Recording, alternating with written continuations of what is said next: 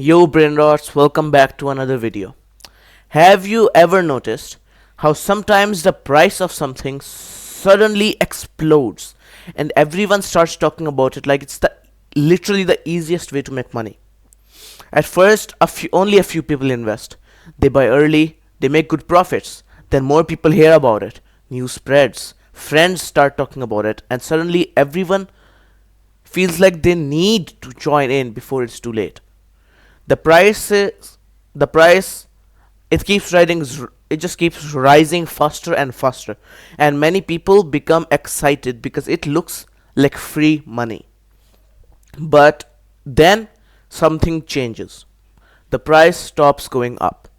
Investors start selling. They start getting profit. Panic spreads and the market crashes. This phenomenon is known as a financial bubble, and it has happened many times throughout the history. First, we need to know what a financial bubble is. A financial bubble happens when the price of something rises far above its real value because people believe they will be able to sell it later for a higher price. Normally, prices are based on real factors like usefulness, profits, or demand. But in a financial bubble, people stop thinking about the real value. Instead, they focus only on the idea that the price will keep going up. As more people buy the asset, the price rises even more. That rising price attracts even more buyers. This creates a cycle where excitement pushes prices higher and higher. But eventually, reality catches up. When people stop believing the price will keep rising, when it becomes unrealistic, the bubble bursts, like every single other bubble in the universe, and prices collapse. One of the earliest bubble happened in the 1600s during an event called Tulip Mania. Tulips became extremely popular in the Netherlands, especially rare types with unique colors. At first, wealthy collectors bought them as luxury items. But soon, people realized they could buy tulip bulbs and sell them later for profit. Prices began rising rapidly, and more people joined the market hoping to make money.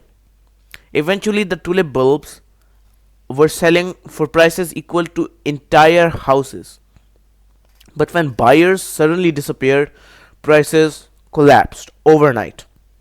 Many people's many people, many investors, they lost huge amounts of money just because of that one night. Another famous bubble happened in the late 1990s during the rise of the internet, known as the dot com bubble. You might have heard of this. Investors believed that the internet would completely transform the world, which in many ways it has, and it did. Because of this excitement, people started investing in almost any company connected to the internet. Some of these companies were strong businesses, but many had no profits and no clear plans for making money. Despite that, their stock prices skyrocketed because investors believed that the industry would grow forever. Eventually, reality caught up and many companies failed and the stock prices crashed.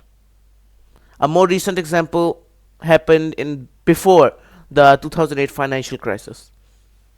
Housing prices in the United States kept rising for years, and many people believed real estate it was guaranteed money, guaranteed investment. Banks gave loans to many buyers, even those who could not afford them, because everyone believed houses they would cost more and more each year. But when housing prices stopped increasing, many borrowers could not repay their loans. They could not repay everything they had taken from the banks for their houses. This triggered a gigantic collapse in the housing market that eventually caused a global financial crisis. Even though we know about bubbles, they keep happening because why? Because of human psychology. When people see others making easy money, they feel pressure to join in. No one wants to miss a huge opportunity.